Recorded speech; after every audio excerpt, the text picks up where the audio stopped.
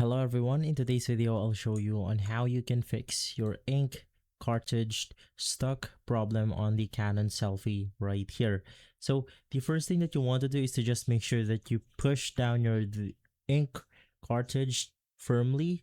Basically you will be able to hear a click if it's connected properly.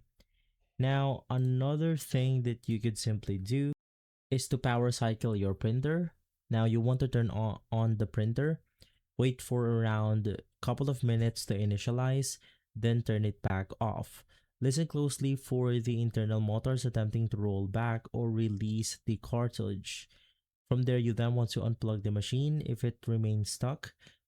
Power down the printer entirely and unplug the power cord.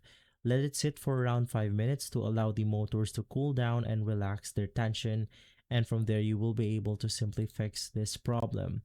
Another thing that you could do is to clear internal obstructions. And so if there's something like a paper jam or something similar, you just want to make sure that you basically get rid of those. And so guys, if this video has been helpful, leave a like, subscribe, and follow us for more videos like this. Thanks for watching.